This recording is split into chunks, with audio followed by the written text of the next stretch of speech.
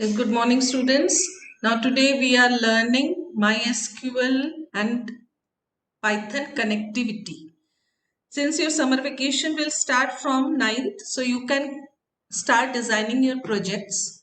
Now, in this MySQL, already in 11th you have studied MySQL. तुम लोग 11th में जितना पढ़ चुके हो उतना हम यहाँ पे अप्लाई करेंगे।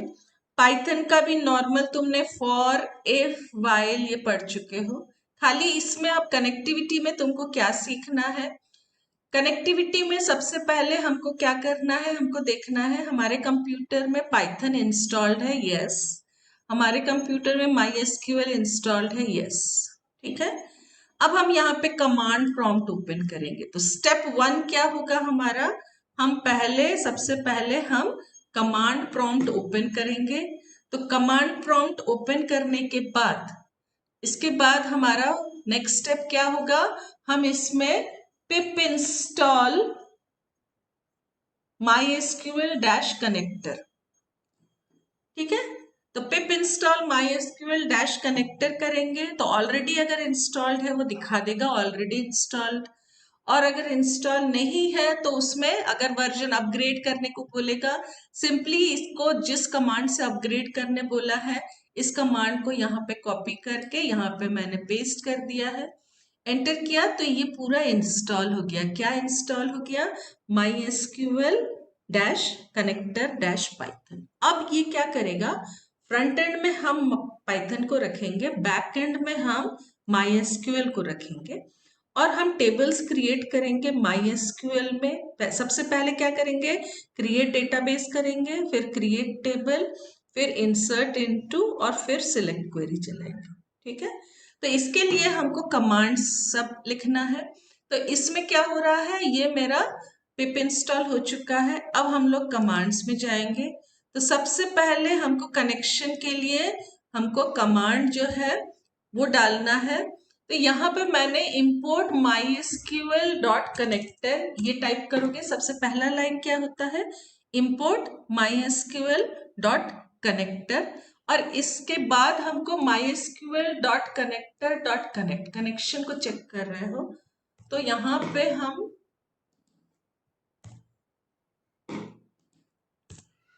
MySQL dot connector dot connect. अब जब मैंने इंस्टॉल किया था MySQL को, मैंने यूजर पासवर्ड यूजर रूट रखा है, पासवर्ड जो है 12345 रखा है।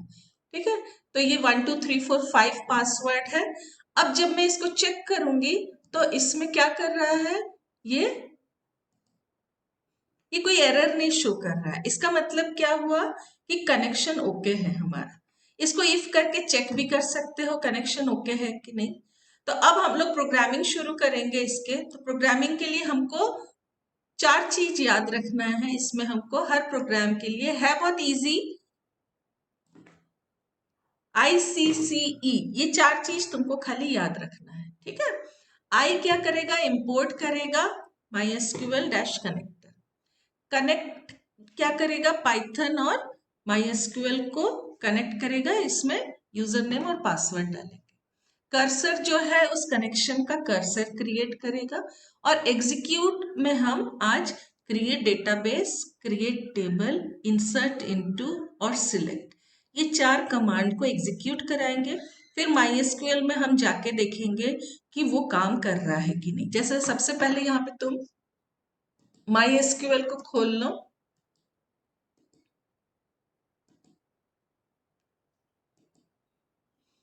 ठीक है।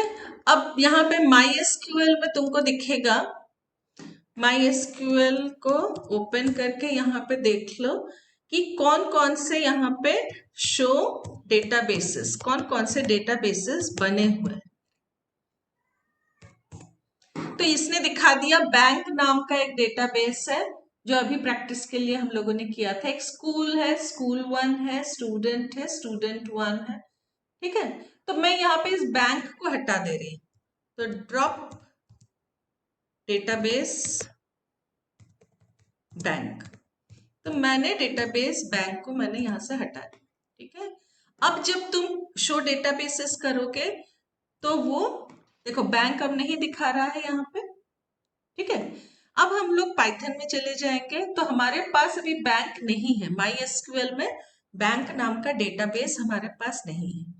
तो अब हम पाइथन में चले गए हैं। पाइथन में जाने के बाद हम अब शुरू करेंगे कमांड्स लिखना। ठीक है, देख के थोड़ा सा बड़ा लगेगा लेकिन है बहुत इजी। इसमें तुम स्टेप बाय स्टेप जब बनाते जाओगे देखोगे कि इसमें कुछ भी नहीं है। जो माई एसक्यूएल पिछले साल तुम पढ़े थे सेम वही है। हाँ, हमने क्या पढ़ा था अभी, ICCE। तो पहले हम इंपोर्ट करेंगे किसको, माई एसक्यूएल डॉट कनेक्टर को। फिर सी कनेक्ट करेंगे, तो my SQL dot connector dot connect. इसमें होस्ट लोकल होस्ट है, यूजर ये तो उसका सिंटैक्स है। मैंने यहाँ पे रूट रखा है, यूजर नेम पासवर्ड 12345 रखा है। जैसे तुम सिस्टम में इंस्टॉल कर रहे हो माई एसक्यूएल को, तो तुमने कोई पासवर्ड नहीं रखा है सपोज, तो यहाँ पे डबल कोट्स को खाली रख दोगे, कुछ भी नहीं डालोगे। जो पासवर्ड तुम रख रहे हो अपने लैपटॉप में माई एसक्यूएल को इंस्टॉल करते समय, वही पासवर्ड तुमको यहाँ रखना है। नेक्स्ट, कनेक्शन को चेक करने के लिए हमने क्या लिखा है, कनेक्शन का नाम हमारा MyDB है। MyDB is connected equals to true. अगर कनेक्शन ट्रू है मतलब हो गया है, कोई प्रॉब्लम नहीं, तो कनेक्शन ओके दिखाएगा। एल्स में अगर कोई प्रॉब्लम है तो यहाँ पे एरर दिखा देगा। अब मैंने उस न्यू कनेक्शन का एक कर्सर क्रिएट किया। कैसे क्रिएट करते हैं, कनेक्शन का नाम लिखा मैंने डॉट कर्सर, तो यहाँ पे मैंने कनेक्शन का नाम लिखा डॉट कर्सर। इसके बाद मैंने एग्जीक्यूट कमांड चलाया क्रिएट डेटाबेस। अब इसमें क्या होता है, जैसे मैंने एक बार इसको एग्जीक्यूट किया तो डेटाबेस क्रिएट हो गया, जब दूसरी बार एग्जीक्यूट करूंगी तो एरर दिखा देता है, क्योंकि ऑलरेडी वो लिख के दिखाता है डेटाबेस ऑलरेडी क्रिएटेड। तो मैंने यहाँ पे एक drop database if exist bank ये लिख दिया है, मतलब अगर पहले से बना हुआ है तो फिर उसको वो ड्रॉप कर देगा। ठीक है, नेक्स्ट फिर यहाँ पे प्रिंट डेटाबेस क्रिएटेड, क्लोज कर देगा। अब ये तो हमारा डेटाबेस बन चुका है। एक तो हमने कनेक्शन चेक किया सबसे पहले, और उसके बाद हमने अपना डेटाबेस बना दिया। तो डेटाबेस बन गया है। डेटाबेस बनाने के बाद हमको क्या करना है, उस पर एक टेबल बनाना है। तो हम कैसे टेबल बनाते थे, जब हम MySQL में जाते थे, हम यूज डेटाबेस करके डेटाबेस का नाम लिख के सेमीकोलन एंटर, उसके बाद क्रिएट टेबल कमांड यूज करते थे। यहाँ पे हम क्या करेंगे, कनेक्शन के समय ही हम यहाँ पे डेटाबेस का नाम लिख देंगे। तो जब मैंने यहाँ पे कनेक्शन किया, जब ऊपर कनेक्ट किया, मैंने खाली यूजर नेम पासवर्ड बस। अब हमको उस डेटाबेस के अंदर काम करना है, तो मैंने यूजर नेम पासवर्ड के बाद इसी के सिंटैक्स में मैंने डेटाबेस इक्वल्स टू करके मैंने डेटाबेस का नाम डाल दिया। ठीक है, तो अब ये क्या करेगा, उस डेटाबेस के अंदर जो भी हम यहाँ पे एग्जीक्यूट कराएंगे कमांड्स को, वो उस डेटाबेस के अंदर जाके फिर एग्जीक्यूट करेगा। तो फिर से मैंने यहाँ पे कर्सर एक क्रिएट किया। अब ये न्यू कनेक्शन जो भी यहाँ पे कनेक्ट किया है उसका कर्सर बनाया। उसके बाद एग्जीक्यूट क्या किया, create table. Create table command last year you have already studied. Table का नाम लिखते हैं हम, उसके बाद क्या क्या कॉलम्स बनाना है, उसका डेटा टाइप और उसका साइज। अभी मैंने प्राइमरी की और वो सब नहीं यूज किया है, वो बाद में यूज करेंगे। फिर सेकंड कॉलम का नाम, उसका डेटा टाइप, उसका साइज। ठीक है, फिर अगर टेबल ठीक से क्रिएट हो गया तो टेबल क्रिएटेड दिखाएगा। टेबल क्रिएशन के बाद उसके बाद हमारा काम क्या रहेगा कि टेबल तो हमारा क्रिएट हो चुका है, तो उसके अंदर वैल्यूज मल्टीपल रिकॉर्ड्स एक साथ डालना। इसमें क्या होता है, नॉर्मली एक एक करके जब हम डालते हैं तो थोड़ा टाइम कंज्यूमिंग रहता है। तो हमको अगर एक साथ मल्टीपल रिकॉर्ड्स डालना है उस टेबल में, तो हम एन करके यूजर से ले लेंगे कितने रिकॉर्ड्स डालने हैं। जैसे अभी बैंक के मेरे को 5 रिकॉर्ड्स डालने हैं, तो मैं क्या करूंगी, यहाँ पे अकाउंट नंबर, नेम और बैलेंस, ये 3 यूजर से ले लूंगी। लेने के बाद मैं यहाँ पे इंसर्ट इनटू कमांड से, देखो ये एक एडवांटेज हो गया। अभी तक हम MySQL जब करते थे हम एक एक करके इंसर्ट इनटू करते थे, लेकिन यहाँ पे मैं एक साथ 5 रिकॉर्ड्स को मैं यहाँ पे इंसर्ट, एक साथ मल्टीपल रिकॉर्ड्स को मैं यहाँ पे इंसर्ट कर सकती हूँ फॉर लूप लगा के। तो ये एक पाइथन का एडवांटेज हो गया। ठीक है, नेक्स्ट इसमें इंसर्ट हो जाने के बाद फिर हमको कमिट करना पड़ता है। इसमें अगर कमिट नहीं करोगे तो जब रन कराओगे प्रोग्राम को, जस्ट मैंने टाइप किया और रन कराया, उसके बाद जब मैं सिलेक्ट क्वेरी से देखना चाहूंगी तो जो मैंने जस्ट अभी एंटर किया है वो नहीं दिखाएगा, जो लास्ट डे एंटर किया था खाली वहां तक दिखाएगा। तो हमको इसमें कमिट करना पड़ता है। कमिट करने के बाद फिर जब सिलेक्ट क्वेरी डालेंगे तो वो सारे रिकॉर्ड्स को दिखाएगा। सिलेक्ट क्वेरी तो बहुत इजी है, mysql डॉट एग्जीक्यूट करके select star from table name डाल देंगे। उसके बाद इसमें fetch one, fetch many, fetch all है, तो मैं अभी के लिए पूरे टेबल के रिकॉर्ड्स को फेच ऑल करके लूंगी और एक फॉर लूप लगा के डिस्प्ले करूंगी। तो यहाँ पे रिकॉर्ड सेट ले रही हूँ, जो भी कर्सर कनेक्शन है तुम्हारा। फेच ऑल मैंने यूज किया तो पूरे रिकॉर्ड्स आ गए। अब फॉर लूप मैंने लगाया for row in record set, एक एक करके रिकॉर्ड को वो पढ़ेगा और प्रिंट करके वो डिस्प्ले करेगा। ठीक है, तो अभी यहां तक करते हैं हम लोग। जब इसको रन कराएंगे तब हमारा अब इसको हमने रन कराया है तो यहाँ पे तुमको दिखेगा कि लास्ट में देखो, ये हमने जब रन कराया है तो कनेक्शन ओके दिखा दिया इसने, डेटाबेस भी क्रिएट कर दिया, टेबल भी उसने क्रिएट कर दिया। Enter how many records you want to enter. ठीक है, तो सपोज मेरे को अभी 5 रिकॉर्ड्स डालने हैं। इसमें अकाउंट नंबर 1 है, नेम ए है और बैलेंस इसका 10,000 रुपीज है। नेक्स्ट अकाउंट नंबर 2 है, नेम बी है, बैलेंस उसका 20,000 रुपीज है। अकाउंट नंबर 3 है, नेम उसका सी और बैलेंस 30,000। देन अकाउंट नंबर इसमें 4 D 40,000 and last one is 5 ई 50,000। तो ये हो गए मेरे इंसर्ट कमांड अब काम करेगा। अब उसके बाद सिलेक्ट कमांड था, तो ये इसने सिलेक्ट क्वेरी यहीं पे दिखा दिया। तुम वहां जाके भी देख सकते हो MySQL में। जब MySQL में मैंने यहाँ पे यूज, सबसे पहले देखो यहाँ पे पहले मेरे को शो करना था, तो शो डेटाबेस मैंने किया, शो डेटाबेसेस। अब देखो पिछले डेटाबेस, उसमें पिछले वाले में उसने दिखाया नहीं था।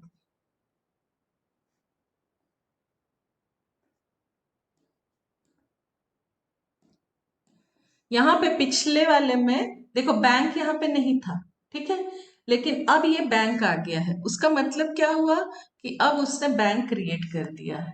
तो अब हम लोग कमांड लिखना शुरू करेंगे। तो कमांड कौन सा है, माउस में प्रॉब्लम आ रहा है। कमांड कैसे लिखेंगे, सबसे पहले यूज बैंक करेंगे, ठीक है। इसके बाद हमको क्या करना है, सिलेक्ट क्वेरी से देखना है। तो सिलेक्ट क्या था, टेबल का नाम अकाउंट होल्डर था। एक बार एक टेबल का नाम, या फिर यहाँ पे शो टेबल्स करके टेबल का नाम देख लो, शो टेबल्स। तो टेबल का नाम इसने दिखा दिया, एक ही टेबल है, अकाउंट होल्डर 3। तो यहाँ पे हम क्या करेंगे, सिलेक्ट स्टार फ्रॉम जो टेबल का नाम है होल्डर 3। तो ये टेबल जो हमने कहाँ बैठ के बनाया, पाइथन में बैठ के बनाया। कहाँ बना, ये MySQL में बना, ठीक है। ऑलरेडी CSV फाइल पढ़ चुके हो तुम लोग। CSV फाइल क्या कर रहा था, रीड CSV करके हम एक्सेल से कहाँ ला रहे थे, पाइथन में ला रहे थे। अब आज हमने क्या सीखा, पाइथन से MySQL में डालना सीख लिया, ठीक है। तो उसका मतलब क्या है कि हम कोई भी एक्सेल शीट से डेटा उठा के पाइथन में लाके फिर उस डेटा को हम वापस MySQL में डाल सकते हैं।